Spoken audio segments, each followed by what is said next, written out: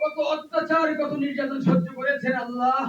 আল্লাহ যখন বিরোধী দল তাকে হত্যার জন্য সর্বোচ্চ চেষ্টা করেছে, আপনি ওনাকে হায়াত দিয়েছেন, তখন উনি আমাদের মাঝে আবার ফিরে এসেছেন। আল্লাহ আমরা ওনার জন্য দোয়া করছি, ওনার পূর্ণ সুস্থতা আপনি দান করে দেন, ওনাকে শাফে কুল্লি দান করে দেন। আল্লাহ ওনাকে আমাদের মাঝে আবার ফিরিয়ে নেন আল্লাহ। উনি এদেশের মাটি মানুষকে ভালোবাসে আল্লাহ। আল্লাহ ওনার আপনার ইসলামকে পছন্দ করে আল্লাহ।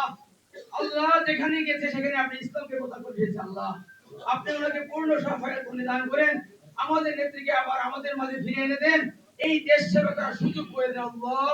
আল্লাহ আমরা সবাই প্রাণ করে দোয়া করছি আল্লাহ ওনাকে আপনি সুস্থ করে দেশে ফিরিয়ে দেন আল্লাহ। আল্লাহ আমাদের এই দেশের আরেকজন সফল নায়ক, দেশ নায়ক, এই দেশের মাটি ও মানুষের নেতা, তারুণ্যের অহংকার তারেক রহমান, উনিও আরেক অত্যাচারিত মানুষ, উনিও চিকিৎসার জন্য দেশে বাইরে অবস্থান করেছেন।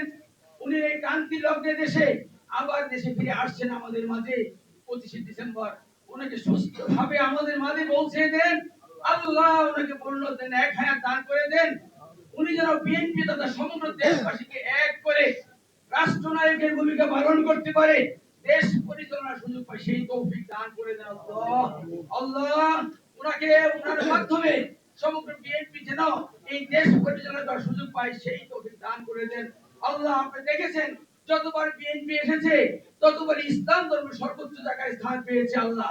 সারা পৃথিবীর বুকে দেশ মাথা উঁচু দাঁড়িয়েছে আল্লাহ। আল্লাহ আপনি দেশ নায়ক তারেক রহমান কে দেশে ফিরে এনে দেশের কান্ডারি তার হাতে তুলে দেন, উনার মাধ্যমে যেন বিএনপি দেশ পরিচালনা সুযোগ পায়, সেই তৌফিক দান করেন আমিন রব্বুল আলামিন। এখানে যারা প্রশাসনের সদস্যবৃন্দ সবাই আপনার রাষ্ট্রকে তাদের সকলকে আপনি সুদৃশ্য দান করে দেন, এবং তারা যেন বিএনপির হাতে হাত মিলিয়ে বিএনপিকে তথা দেশবাসীকে সেবা করে আবার বিএনপিকে সকলের মাঝে গ্রহণযোগ্য করে তুলতে পারে, সেই তৌফিক দান করে দেন আল্লাহ রাব্বুল আলামিন।